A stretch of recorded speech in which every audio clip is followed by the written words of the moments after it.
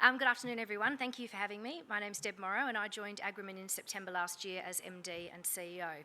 So I'm going to talk about a few things today. I can get the clicker to work.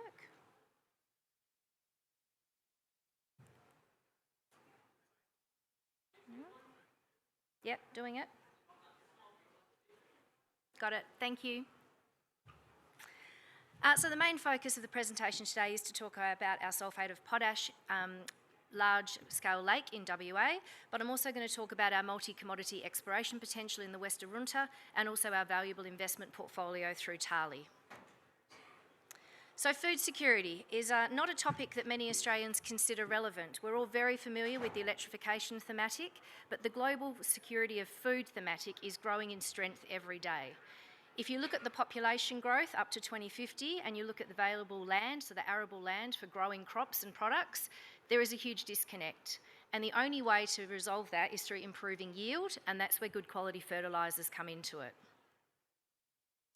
So our project is a sulphate of potash project, which means that we have an organic product which is suitable for fruit and vegetables particularly because it's chloride free.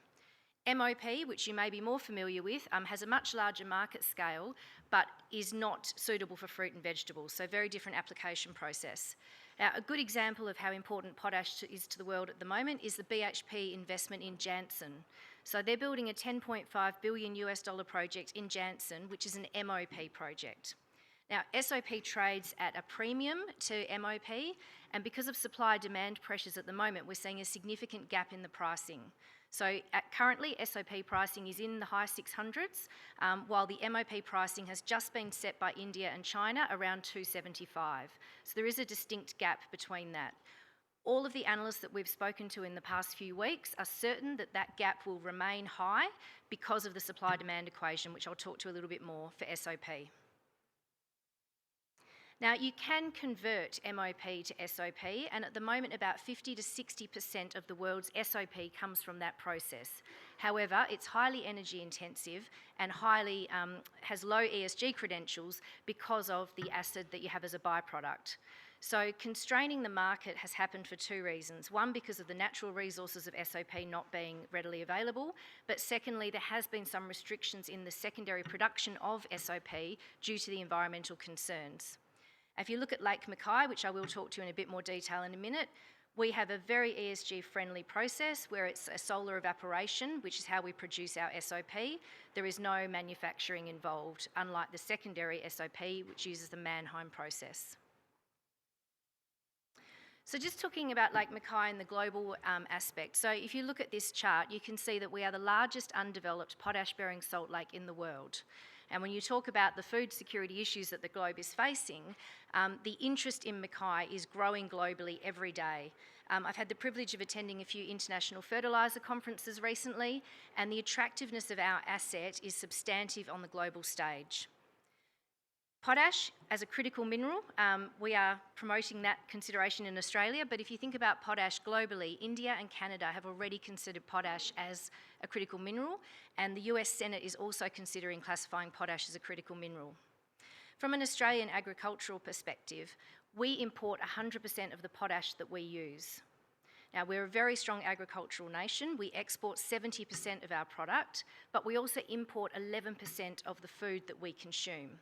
So if you think about the criticality of SOP in the supply-demand equation, and you look at this chart which is showing that there are no more substantive developments on the horizon, you can see the value of Lake Mackay on the global scale. Now, just getting into the project. So the project is geographically remote, but over many years the project team have turned this into an advantage rather than a downside. So the project has full mine to port logistics in place, and part of that is constructing a haul road, which will end up being the first logistics corridor for the West Arunta. We've already heard someone talk about WA1 a moment ago. Everyone will be familiar with the exploration boom in the West Arunta, and we are going to be the first mover in that region, and we are building a haul road that will go from the West Arunta to the Tanami, which is currently being sealed by the state and federal government. From a reserve perspective, we have a significant resource compared to any other Western Australian assets, and our annual production will be about 6% of global production when we're at full capacity. Renewable penetration, we clearly need renewables where we're located, but we will have over 80% renewable penetration in the project. And as I mentioned, we've got full mine gate to port logistics in place. At present, we have 70% of our offtake signed, and that's binding production deals. So just looking at where we've been and where we're going, we have been in the environmental approval process since 2019. Not unusual for a large greenfield project such as ours in a location as remote and as newly developing as the West Arunta, but I am pleased to say that the Environmental Protection Authority last week moved our project into the assessment phase, which is a significant milestone for us as a project after being in that process for 5.5 years. This is my first Noosa conference, and I'm actually leaving after this presentation because we have a very important meeting with the EPA tomorrow. And if we look at statutory timelines now, we should get the environmental approval this side of Christmas. So that'll be almost 6 years in the process. Not unusual, but I do understand the frustration, particularly from our shareholders and our other stakeholders, but we are now in the assessment process. I'm going to talk on the next slide a little bit more about the technical detail of the project. Some of you may be familiar with the early movers in this sector in Western Australia not being successful, unfortunately, and that has put some headwinds into Agrimin in terms of investment potential. But we feel that we do have the right solution to produce Lake Mackay, and I'll talk that through next. So I guess the key difference between Agrimin and the early movers in WA is that we have taken a very disciplined approach to developing this asset. It's much larger than the other WA assets, and particularly the early movers, so the economics of our project are much more substantive. What we have done is spent a lot of time analysing the difference between the WA geographical condition versus other successful salt lake productions in the world. And we had, I'll call it a light bulb moment, but what we have discovered over time and has been verified by the early movers is that we don't produce shearnite, we actually produce leonite. And leonite is a different mineral that doesn't float in the same way that shearnite does. So if you go with the traditional processing method and you don't account for the fact that you have a mineral that doesn't float, your process doesn't work. I know that sounds very simplistic, but that's where we are. So the flow sheet that we are adopting is conventional and is what is used on the global scale, but what we have discovered is that temperature control at the front end of the processing plant is essential to make sure that when you're floating shearnite and not leonite. So we're still in the process of test work with leading vendors in the US. That test work is going very well, and we've had some good news flow this year around the conversion, which is the temperature control to get the right mineral. And just last week we announced the results of our float test work, which show that we are achieving what we need to in terms of grade and recovery. So we will continue doing more process test work between now and the end of the year, and looking at the project schedule overall. If EPA holds to statutory timelines and we complete the process test work as we plan to, then we're well set up to commence construction late next year. Changing gears again from potash back to exploration. So Agrimin has significant tenure in the West Arunta, and we have untested strike extent adjacent to WA1 and Encounter resources. I'm sure many of you in the room are familiar with both of those. WA1 recently announced the largest and highest grade niobium discovery in the world in the last 70 years. So just looking at the geography of where we are, while our foundation is potash and Lake Mackay, we are extending our access agreements to be multi-commodity with the traditional owners so that we can go out and do exploration for minerals other than potash.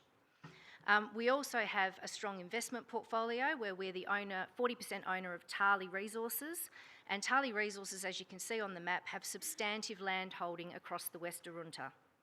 Tarly is also a significant shareholder in WA1. Just from the corporate structure, and I guess closing on why you should buy our shares now, if you look at our EV and our market cap, most of it is the see-through value of the WA1 shares coming through Tarly.